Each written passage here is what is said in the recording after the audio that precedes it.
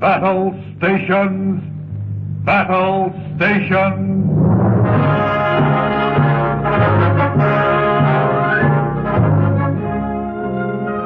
The National Broadcasting Company's Department of Special Events, cooperating with the United States Navy, presents the third of a series of programs to tell you of your Navy, its accomplishments, its history, its heroes, and its hopes, under the title Battle Stations.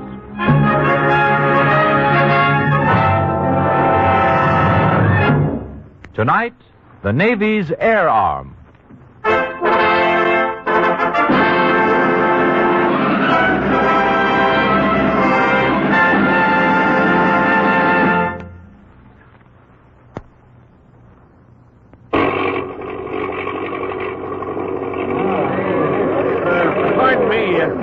Pardon me, yes, you. I've lost my program.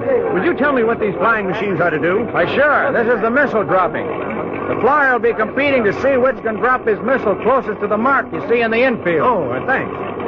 1910, and the sports-minded folks living around Hale Cove, Maryland, have come in great crowds to enjoy the latest sport, flying.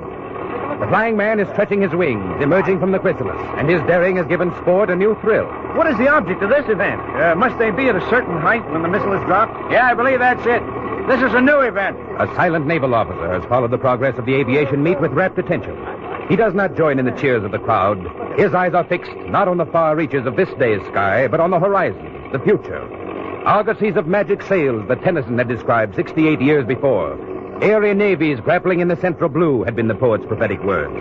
This is Captain Washington Irving Chambers of the United States Navy. The man who sits beside him has enthusiastic comment which he directs to anyone whose eye he catches. The man has turned to Captain Chambers. This chap has taken enough time to get over the mark, eh? Well, yes, but I suppose that's necessary in maneuvering an airship. There, he drops it. Now, that was close. No more than 15 feet from the mark. I'd say that takes a knack. Indeed it must. This is going to develop into quite a sport, or I miss my guess. And maybe quite a bit more than that. Excuse me. Oh, are you leaving now? Captain Chambers left the stands and walked rapidly to the building at one end of the field where planes were receiving last-minute repairs.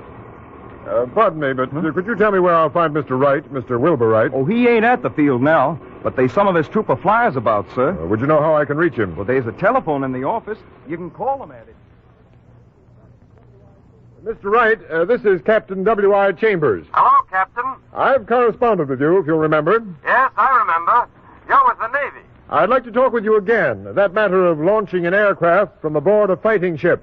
No good, Captain. I don't think we're ready for that as yet. Oh, perhaps not, Mr. Wright. But let me have one of your flyers, and we'll give it a try anyway. No, I'm afraid I have to refuse, Captain. No.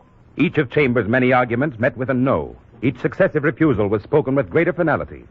The discouraged naval officer left the hangar building.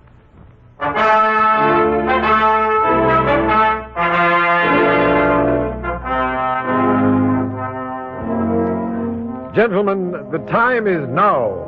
There is a place in the Navy for aircraft. That may be very true with the Army, Chambers. Very interesting, that missile dropping you saw, but the Navy fights its actions in mid-ocean. Right. Heaven help us if we ever allow an enemy fleet to get close enough to our shore so that aircraft could drop missiles on its units. But aircraft can go to sea with the ships. Mr. Eugene Ely here is willing to fly the plane as an experiment from the deck of one of our ships. Isn't that right, Ely? I'm willing to try. I think it can be done. Ely's a sound flyer. He's been with Curtis, now he's on his own. I'm confident the airplane belongs in our Navy, even if it's used only for scouting. Noah had his dove. He was ahead of us in the matter of scouting. Well, I agree with you this far. It should be given a trial. Well, let's see what we can do.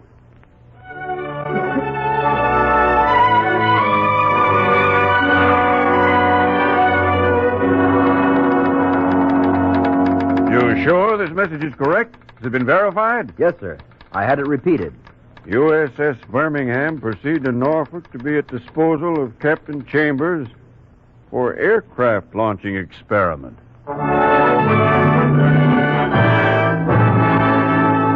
Naval constructor William McEntee tackled his job with relish.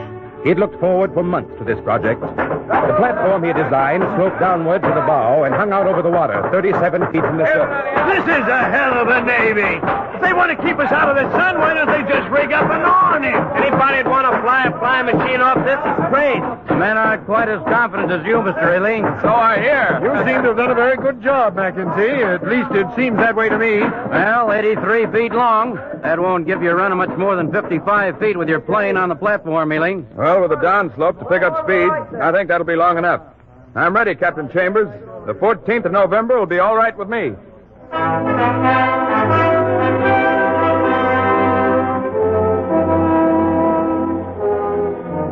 All right, men. I know you haven't had breakfast yet, but there's a job to do. We're hoisting Mr. Ely's airplane aboard. Grim skies frowned down on the Norfolk harbor where the Navy was to try on its wings, and everyone aboard the Birmingham was obviously nervous. The weather isn't going to get any better. Worse, if anything. I'd better start before it does get worse. I'm not sure it wouldn't be wise to wait for another day, Ely. No, if airplanes are to be of any use, they'll have to operate in all weather. I wouldn't want to be the cause of wasting the day for all those destroyers. No, I don't mean quite that. I hope their day will be wasted. I'd rather not have to be picked up out of the water by one of them.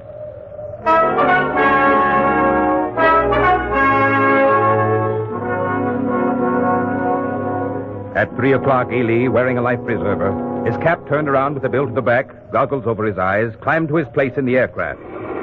As the engine raced, Captain Chambers, watching from the bridge, was electrified when the craft was seen to start down the platform. Ely wasn't ready.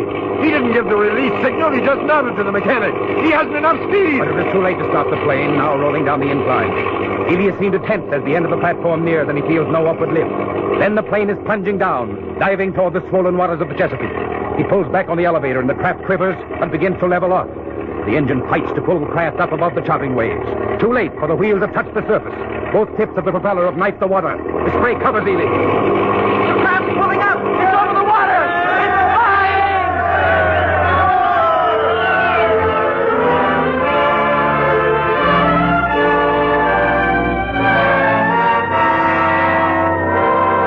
The craft was flying. Its propeller blade splintered, but it was flying. And for the first time, a navy of the world had wings. Captain Chambers was exultant to see the first of his visions realized.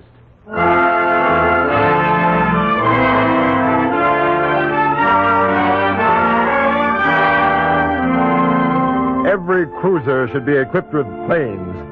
This is the beginning.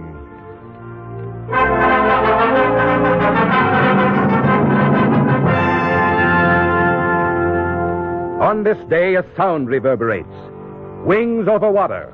And the sound will have a thunderous echo in years to come. Planes aloft from sea carriers. Not one, but many.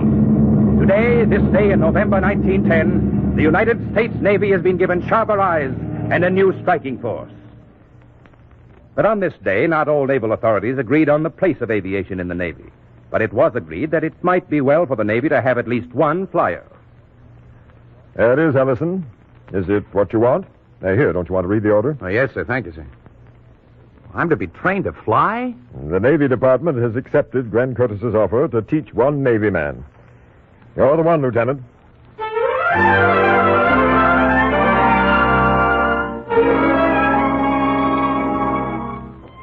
Number one on the roll of Navy flyers, Lieutenant Theodore G. Ellison. These were starts, the launching and the acquiring of a flyer.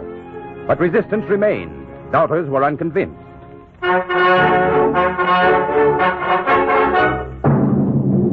We can't build platforms on all our cruisers. Sure, they can get into the air from ships. How are you going to get them back? Right. No, we can't waste any money on it until these flying machines can land in water and go up off it. Or land on the ships some way. I guess that's quite a way off yet.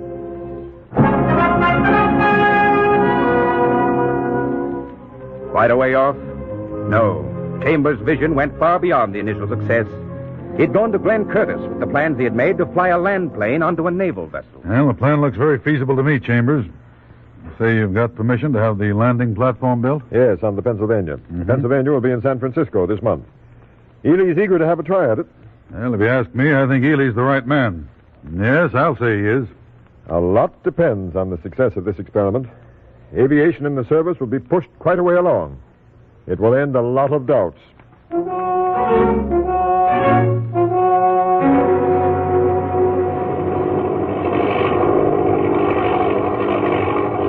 Eugene Ely is at the controls of his plane. He took off a few minutes ago from the airfield at Tanforan and is headed now to an appointment with destiny. The USS Pennsylvania is headed toward the Golden Gate. 5-knot wind is rushing down the bay as Ely's plane climbs over the San Bruno Hills. He will have to make his landing under the worst possible conditions, downwind.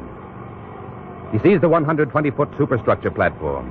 He sees canvas nets spread out on both sides of the landing strip and swimmers ready to dive in and swim to his aid if something goes wrong. Lines across the deck show him the arresting ropes are in place, ready to be caught up by 3 pairs of steel hooks fastened to his craft beneath him.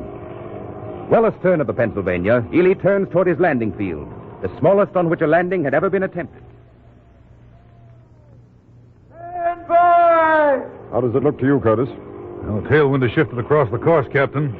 That's not so good. He's going to have trouble making a straight approach to the deck.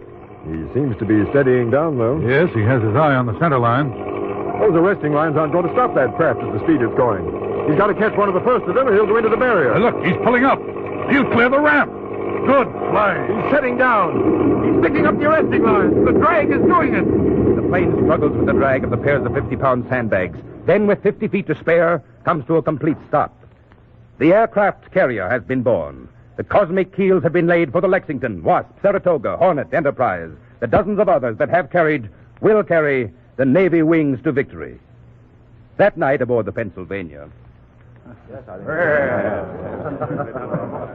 Yes, sir. We have an answer now to every objection that has been raised. Unless they think of some new ones. Yes, you didn't even need the entire platform, Ely. Well, no, I didn't. But I don't think a smaller one would be safe. If the ship had been in motion and sailing into the wind, it would have been easier, don't you think so? You bet it would. I'm proud that this took place on a ship in my command.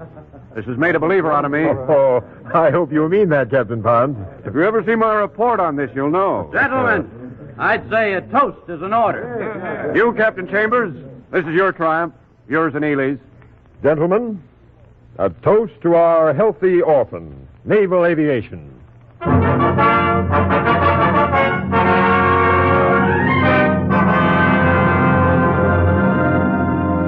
With these notable triumphs to its name, naval aviation is still an orphan, but gaining enthusiasts. For example, as a result of this experiment and my observation of the aviation field, I desire to place myself on record as positively assured of the importance of the airplane in future naval warfare. Signed, Captain C.F. Pond, USS Pennsylvania. The boards of strategy of all important sea powers had eyes on these uncertain pioneer developments of the air fighters of the sea, and the developments came rapidly. A week after Ely's daring demonstration, Glenn Curtis was seen by excited Sunday picnickers along the Coronado shores, skimming over the surf in a strange flying machine that was supported in the water by small boats. The craft lifted from the water, and the crowd was seeing a successful flight by a hydroplane. Old line Navy men blinked, and the conditions of acceptance became fewer. Secretary of the Navy Meyer, who had been immune to the infection of Chambers' enthusiasm, wrote to Curtis, "When you show me that it is feasible for an airplane to alight alongside a battleship and be hoisted aboard without any false deck to receive it, I shall believe the aeroplane of practical value to the Navy." Challenge, spark to the volatile champions of naval aircraft. 3 weeks after the test of his hydroplane, Glenn Curtis flew over the USS Pennsylvania, lying at anchor in San Diego Bay, and signaled he would like to come aboard. Captain Pond's response, "Come ahead." And within a few minutes, Curtis was alongside the Pennsylvania. Within a few more, the boat's crane was hooked on the sidings, on the slings on the upper wings, and hoisted aboard. A condition was met, and a promise was kept.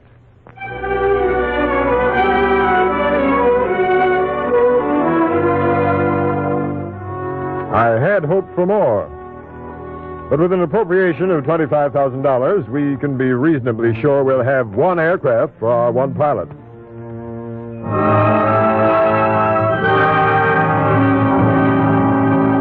Pioneering success is a moving target, and Captain Chambers found new objections to be met hard on the heels of each development. Aircraft will never be any use to a battleship if they need the entire deck for a takeoff platform. In the summer of 1911, Chambers had one pilot, 2 student aviators, Rogers and Towers, and 3 planes on order. A few months later, he had established a naval aviation camp across the Severn River from the United States Naval Academy. Pilots 2 and 3 on the Navy roll had finished their training and joined Chambers in tackling the next problem. Well, there it is, men. There's a piece of almost every type of equipment in the service. adapted to some use in that rig. A discarded torpedo tube, a scrapped air tank, and part of the hoisting gear from the old USS Oregon. But it embodies the idea I think will make a catapult. Yeah, I'm itching to try it, sir, if you say the word. There's a lot of work to be done on it, Ellison. I'm not even sure it'll be tried at all. I don't believe what the doctors say, Captain. I can be shot from that and remain conscious. Am I correct in assuming you're volunteering for a try at it? You bet I am, whenever you say, sir. But Lieutenant Ellison was not to have the distinction of being the first human to be propelled from a catapult. A group of sailors who had overheard the conversation between Chambers and Ellison had an idea of their own, and at nightfall returned to the dock with a young new friend.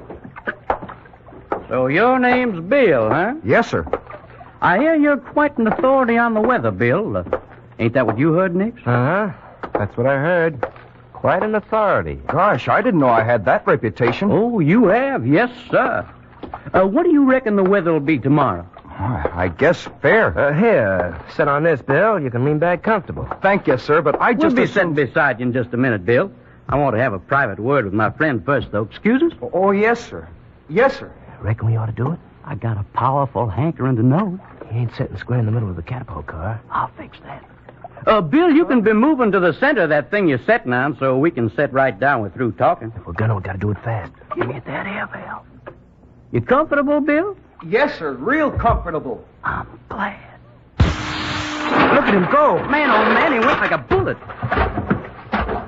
Reckon he was dead when he hit the water? I don't know.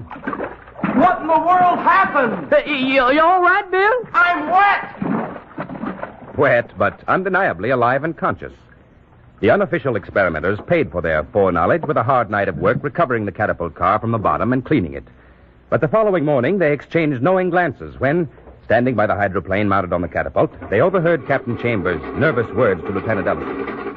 Now, the men in the boats will be on hand to help you if the force of the acceleration renders you unconscious, Ellison. I don't think I'll need the help, sir. After all the work you've put into this catapult, I hope I won't. I hope so. Well, now let's get to work. The engine racing at its top speed, the air compressor tank ready to expend its force, Ellison's hand is lowered. The signal, and a hammer strikes the release valve.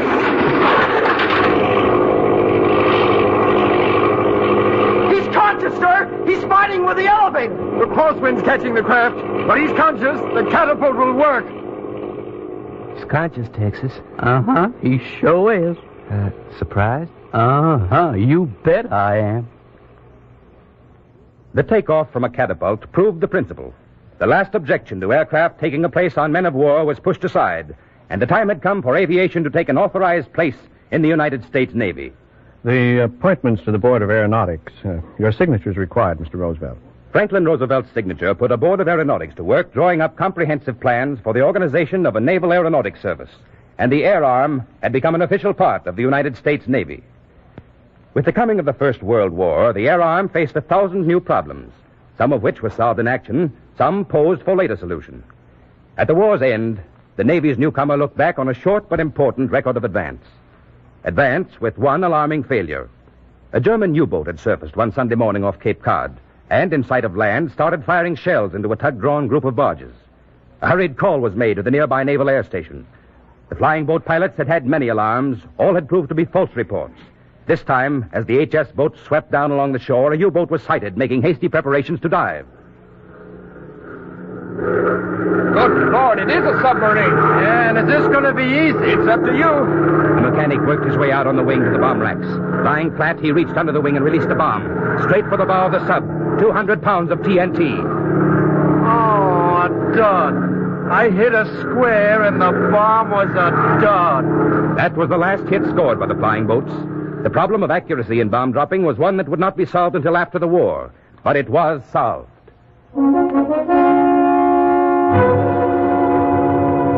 1919. Lieutenant, now Major L.H. Sanderson of the United States Marine Corps, leads a group of fellow pilots across a flying field in Haiti. Hey, what's this all about, Sanderson? Couldn't you just tell us about it? Nope, you got to see it. Okay, have a look. Now look. Now look at what? My ship. Look under the fuselage, by the wheels. By the wheel? What in the devil is that? Now, we haven't been able to come within a mile of the thing we aim at with our bombs, the way we're dropping them now. What do you think of this for an idea? Well, if hanging a flour sack under your fuselage is an idea, I'm glad I don't produce them. Now, wait before you hop on it. Look, I put a bomb in here, and I pull this drawstring to keep it in. Yeah? Then I'm up in the air. I spot a target. I dive on it. And on the way down, I yank the drawstring. The sack opens, and the bomb goes on down in the direction I was diving. Until it reaches your prop, at which time you get yourself blowed to hell. 1 time out of 10. I'm going to try it.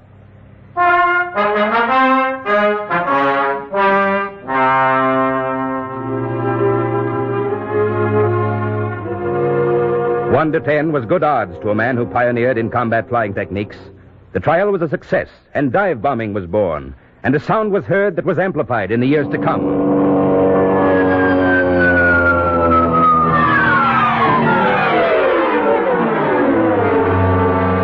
1919 was the year of another of the Navy Air Arm's notable firsts.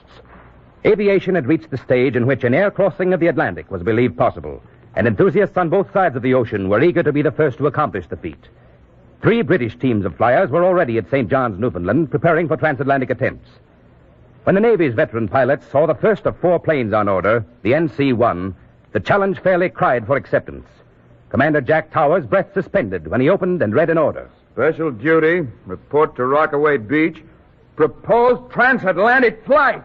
Putty Reed, now Rear Admiral Reed, received a like order. So did Pat Bellinger, now Rear Admiral Bellinger. And the NC-1, NC-3, and NC-4 were put in readiness for the flight. From the moment of the first takeoff, the NC-4 showed signs of a contrary nature. Ill fortune piled up for the ship, and only the bad weather that held up the other planes at Cape Pine allowed it to be there when the 3 planes took the air, headed out across the Atlantic. Now the Azores lie behind NC-4, and Reed, Towers, and Bellinger pushed their planes on to Lisbon, on to Plymouth, receiving the cheers reserved for the first flyers to cross the Atlantic.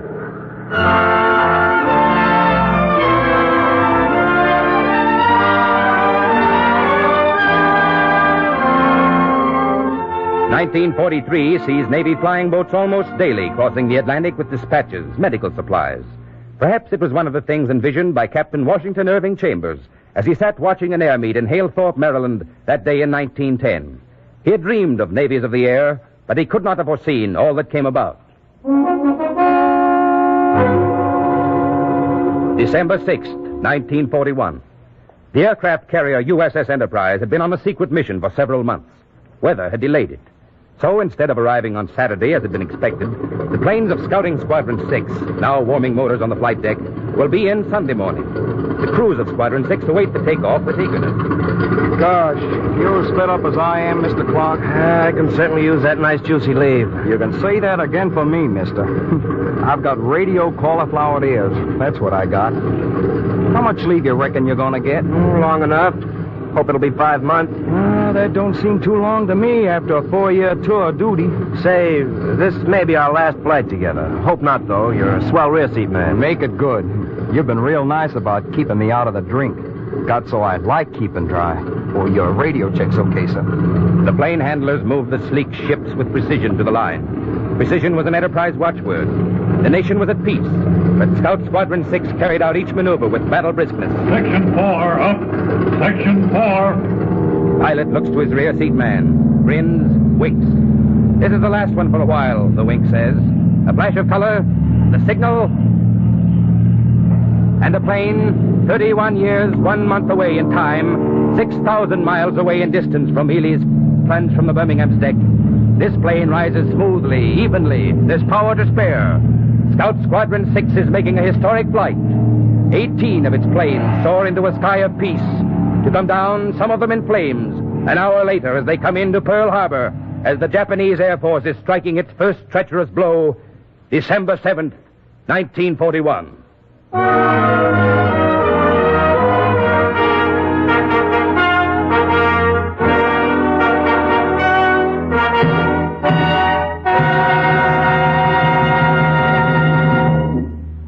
Standing by in Norfolk, Virginia, is Rear Admiral Patrick N.L. Bellinger, USN, one of the first naval officers to fly, and holder of the official designation Naval Aviator Number 8.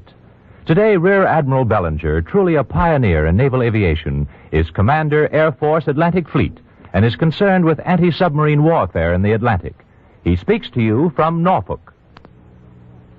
Back in World War I, it was thought that naval aviation did well if it could get planes out and keep the Kaiser's U-boats down temporarily. Now, in World War II, this situation is rather different.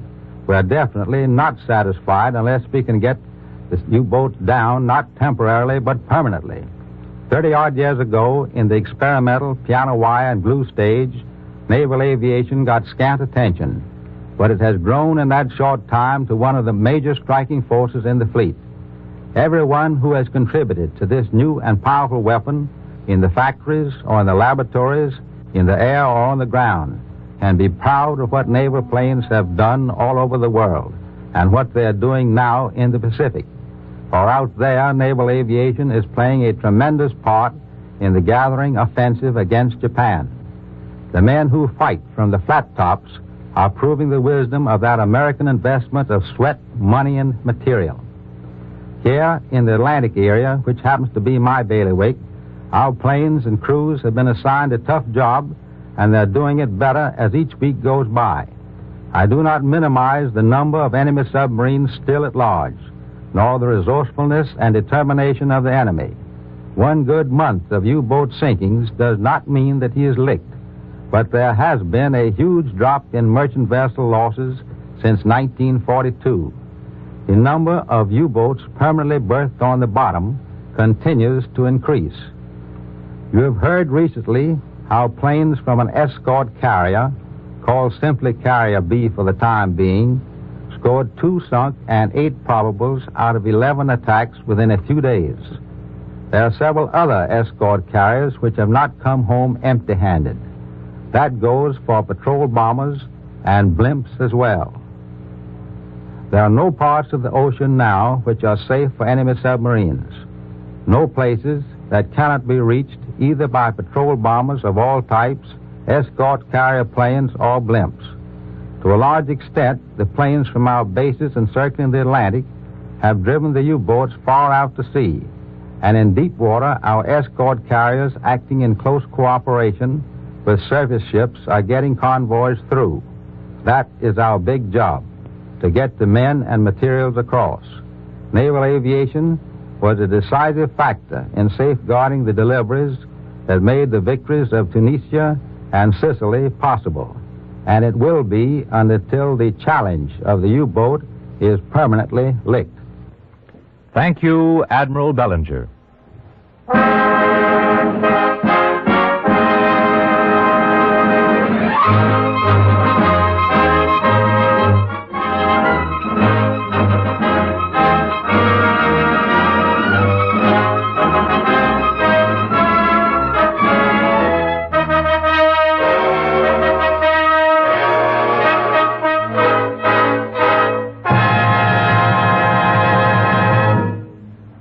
Next Thursday at this same time, the United States Navy and NBC's Department of Special Events will bring you the 4th and final program in this series, Battle Stations, telling the stirring story of the Navy's air arm in World War II. Next Thursday on Battle Stations.